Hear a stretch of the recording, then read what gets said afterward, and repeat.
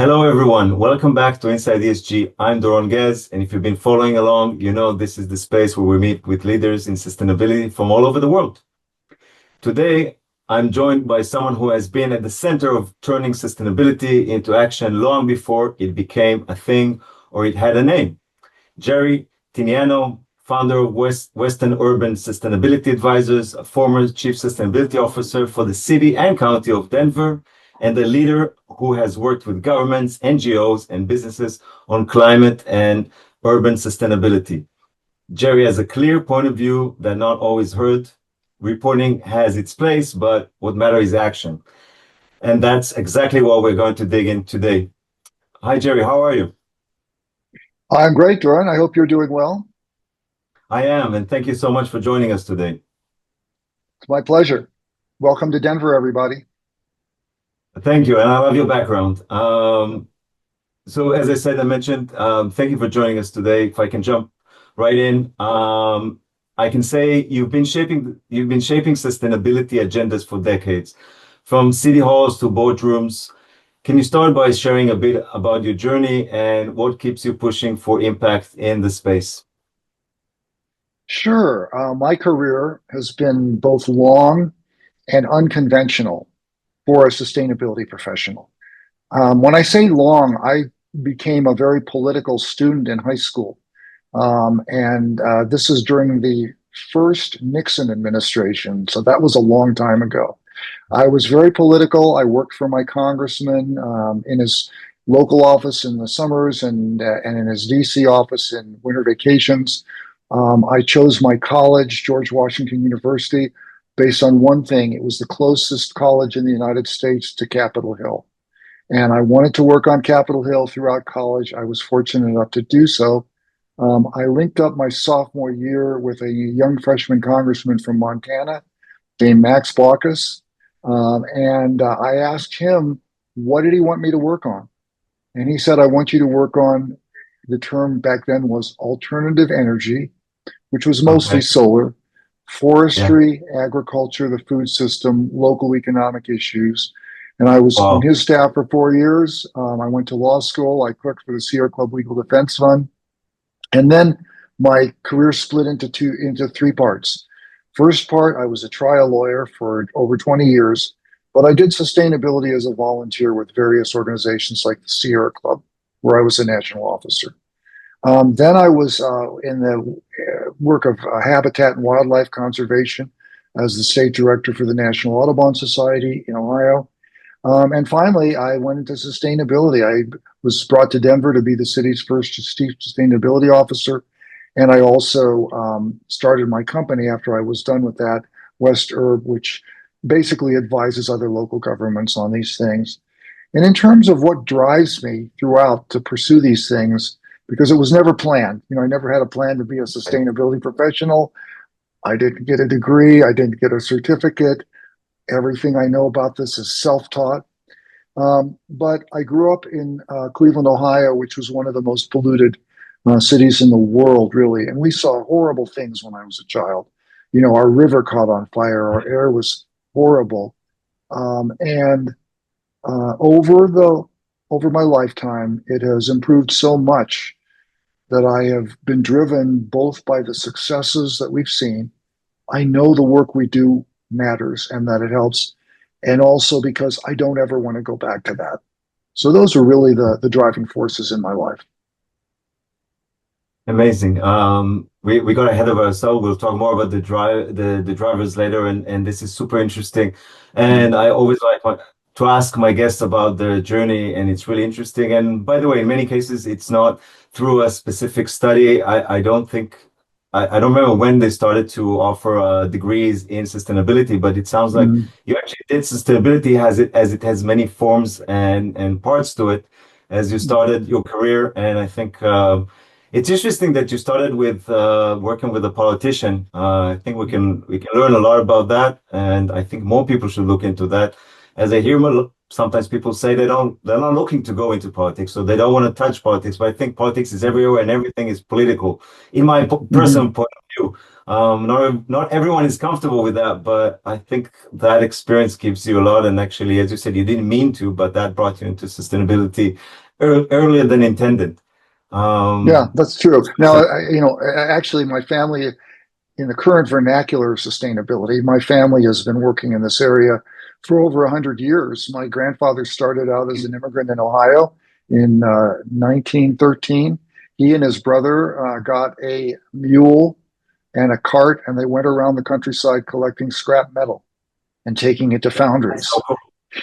He supported his family his entire life. He never worked for anyone other than himself. And then my mother was in what we now call the circular economy with a group called Goodwill Industries, which does secondhand sales. Obviously, I've said what I've been doing, and even my children.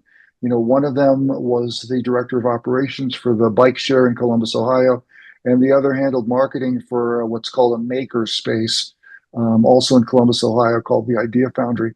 So for most of that time, none of this was called sustainability, but we were doing it. People have been doing sustainability for centuries. It's just the term that's new.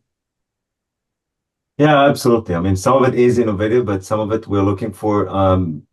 Actually, that goes directly to the next questions about we're looking for shiny terms and shiny objects. In some cases, in sustainability, we just need to look back in some cases. I want to pin it exactly on that.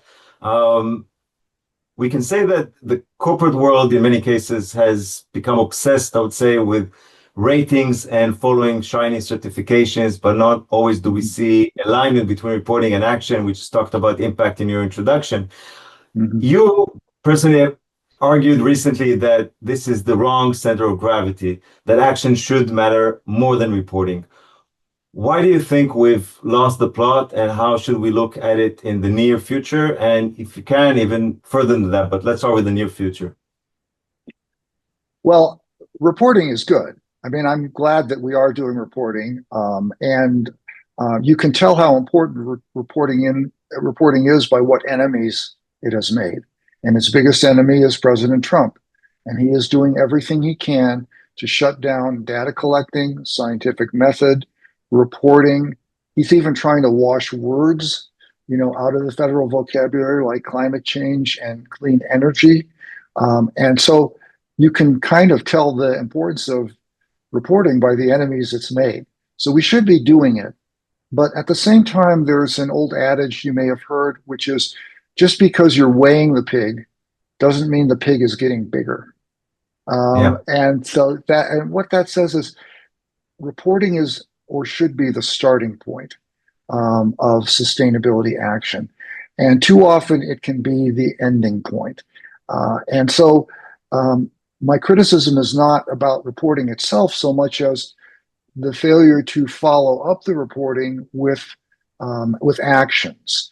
I come from municipal government, but I think business is the same. We have limited resources. We only have so many resources to devote to what we're doing.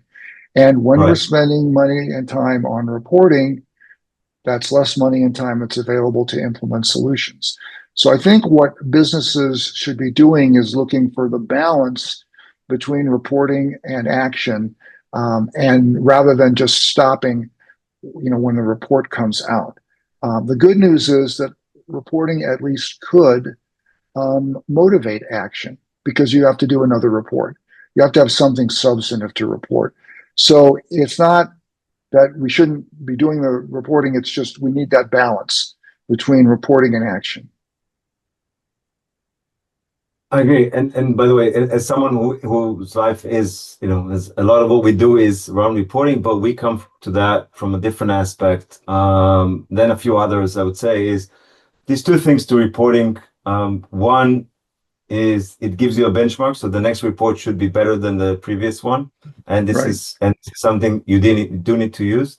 And second is, in some cases, or we try to make it in the vast majority of them, is reporting can create opportunities, as it means basically use the data in the right way. If it's been said before, data that you don't do anything with is more like a rumor, but if you use it for But if you know how to use it or understand that, that's what I am focused on, is basically if you can understand it and then use it, you can find opportunities in, I think in my previous episode, we talked about how sustainability is kind of efficiency in disguise. That was said by Lincoln Blevins from Stanford. So this is exactly to find these opportunities. So I agree that the action is more important than shiny report, but could be a start. Interesting. I'll continue on that line if you don't mind. I would like to ask, companies often say they can't act until the metrics are perfect, until the frameworks are aligned, until the auditors sign off. But climate change, as you mentioned, isn't waiting. And I don't think, if I may say, climate doesn't prefer one president or another. But while climate change isn't waiting, what would you say to a CEO who is focused on reports and not yet, at least, focused on action and impact? Well, the value of the report comes out of the action and the impact. Right. And reporting only, one of the great criticisms of reporting, and not everyone does this, but some do, is it's really just greenwashing.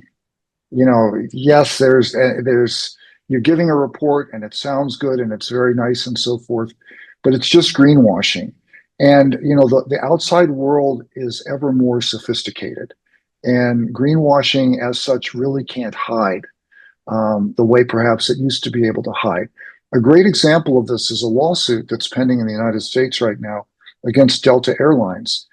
It's called Barron versus Delta Airlines. It's pending in federal court in California.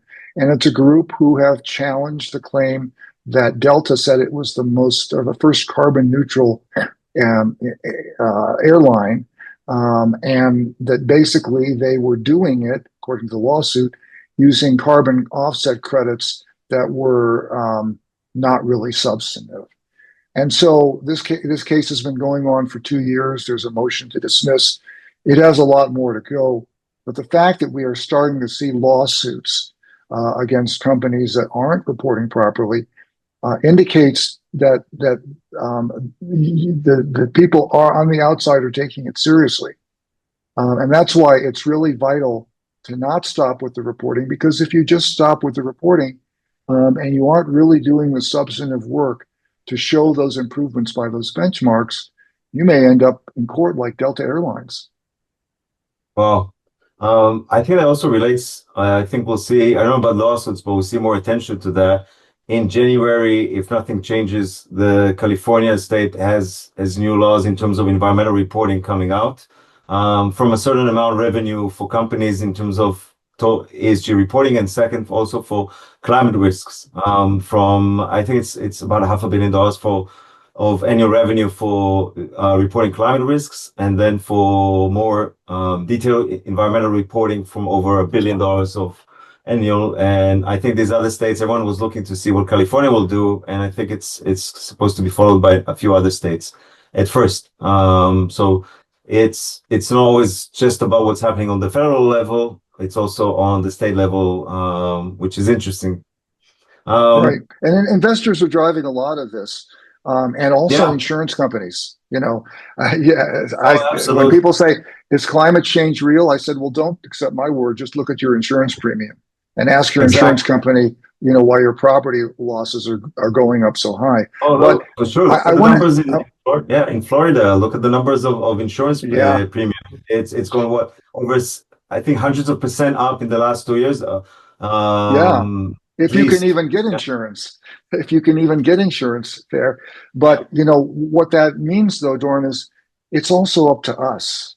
Yeah, yes, we can criticize the reporting and so forth, but to give it meaning and to provide incentives to the companies that are doing the reporting, it's up to us on the outside to react, to praise the ones who are doing well, to criticize the reports that look more like greenwashing, and to adjust our purchasing practices as well.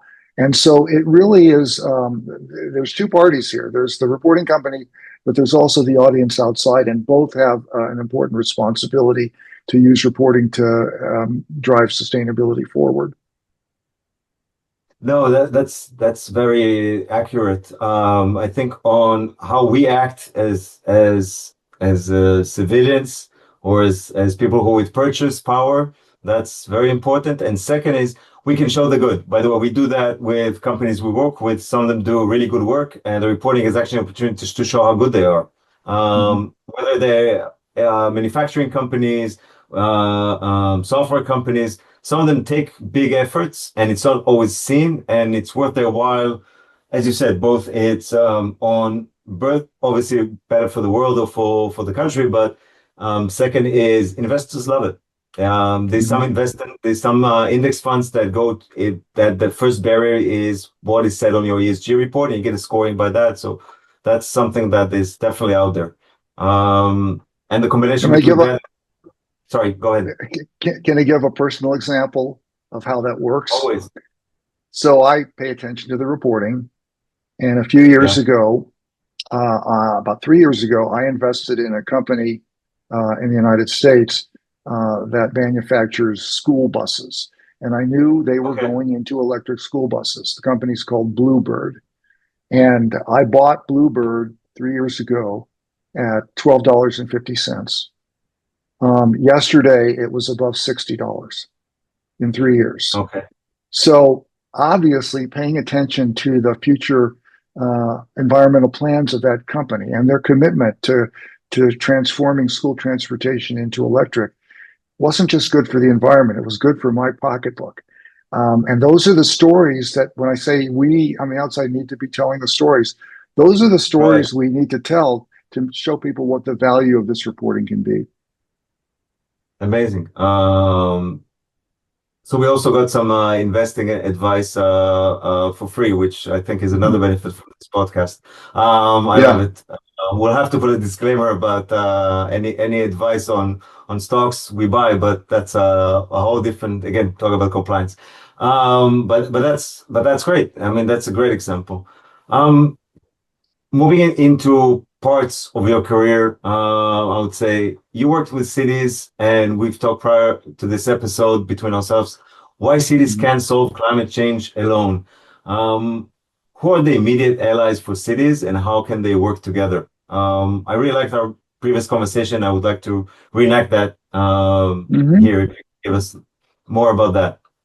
Yeah, one of the arguments that we often get when we go out to a particular community and talk to them about what they can do for sustainability or climate changes, and they say, "Look, we're just too small. We can't solve this problem alone."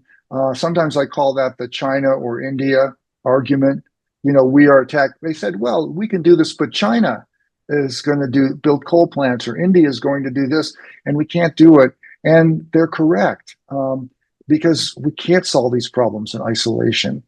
But all that means for both a local government, but also for our businesses, you have to not only do the sustainability part yourself, you have to find allies. You have to go out and Right. search for other like-minded businesses or other like-minded cities. And there's nothing new about this. There was a group in the Europe that operated during the Middle Ages for 600 years, called the Hanseatic League or the Hansa. They worked across their national boundaries to coordinate commerce in Northern Europe, against the threats of the time, which was piracy on the seas and robbery on the roads. And they did this for 600 years, half of which was before there was even a printing press. And yet they did it. And so the model of intercity cooperation and interbusiness cooperation is there. It has to be done consciously and not just talking to each other, but also each individual player should view their sustainability program as an export industry. Not only are they doing it, but they're exporting their technique or their programs to others. And that is how you overcome the belief that we're just too small to do it by ourselves. Well, I love the historic reference. By the way, it's not on everything you can just say China. As we mentioned again in the previous episode, China is still, while doing coal and so on, they're a huge driver for renewable energy in other markets and also in the US, but in other markets, and we talk about how they drive in terms of manufacturing of solar panels and so on. They're driving manufacturing costs down substantially. So it's not, when you say China, it's only coal, and some of it is renewable energy and is an engine to some parts of the world. But yeah, these alignment with different cities, this is very, very interesting. Talking about that, and whether we're talking about leaders in the municipal or in business, if you had to pick one thing leaders should do right now, I mean, as this year, and not in 2030. And I'm saying that because a lot of the goals in sustainability talking about 2030, 2040, 2050. But if there's something we should do right now, to prove that we're serious about climate action, what would that be, in your opinion? An author named Auden Schendler just wrote a great book on that very question. The title of the book is Terrible Beauty. Auden Schendler was the longtime sustainability director of the Aspen Skiing Company. He's been a real leader in the business world on sustainability. And what he says, and I agree with this, the missing piece in most corporate sustainability programs has been the public involvement in legislation. He says they do all of this internal work with their own emissions and so forth. And perhaps they're dealing with government, perhaps not. But if they're dealing with government, they're not advertising. Everyone's a little bit afraid of sticking their head up out of the crowd and so forth. But Auden said that is the necessary next step. And it should go into the reporting. It should be proudly declared we involved ourselves with this legislation or the development of these regulations or things like that.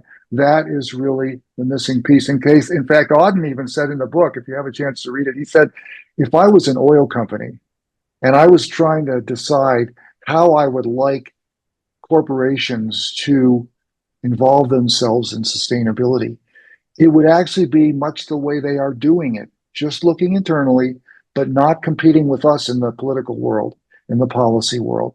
And so that is the missing piece, and that is where I think businesses should go next in their sustainability programs. Wow, that's interesting. And for listeners, I'll drop the link to the book in the description. If anyone wants to take a look at that, that's a great recommendation. I'll share that. Wow, that's a great recommendation and very interesting.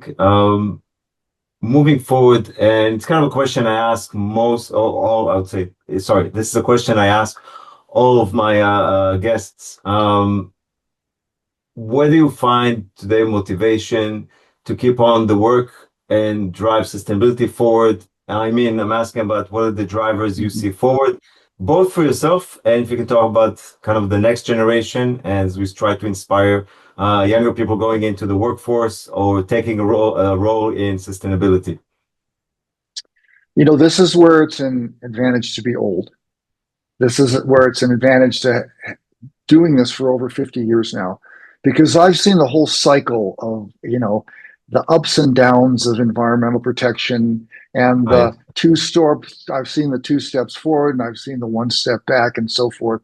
And really, that is the motivation. And if I can pull just one example out of my background, I mentioned I grew up in Cleveland, Ohio.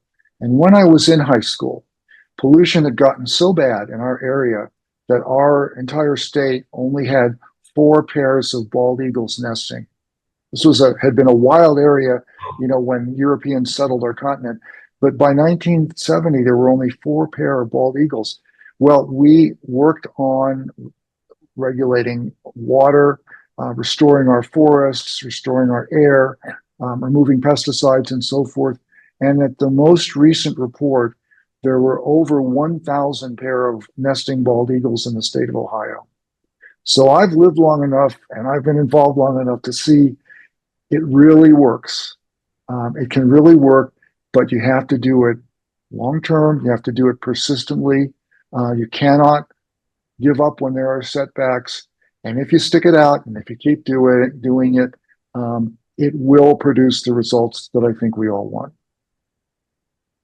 Wow, that's inspiring. And giving the perspective That's really amazing. And talking about wildlife. Um, that's amazing, and we are getting close. We're getting close to the end of the episode, and we kind of covered quite a lot from history to municipalities and to motivation. And as I mentioned, I think before, a lot of the people in our space are very optimistic and positive, regardless of, well, not regardless, but I'd say in with different politicians in different times and different um eras. I would say it's really interesting, and people from different backgrounds keep on being optimistic about the future and how we should address it. Thank you for that. This conversation really drives home that sustainability is much more than a reporting burden. It's about whether you're actually changing something in the real world.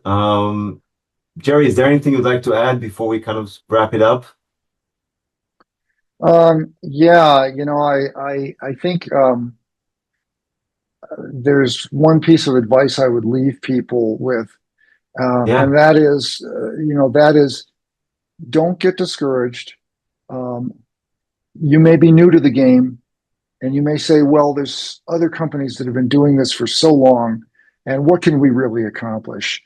But I always tell people, in the area of climate change, the climate doesn't care whether the next molecule of greenhouse gas that's kept out of the atmosphere comes from one of the top performing, companies that have been doing it for years, or from a company that's new to the game. Everyone plays in this thing, and do not be discouraged by being new to this. Every company, and I found this when I worked in the municipality. There's basically two type of employees when you introduce sustainability, because it's new and it's scary. And some employees will say, I've been here for 30 years now, and you want me to do what?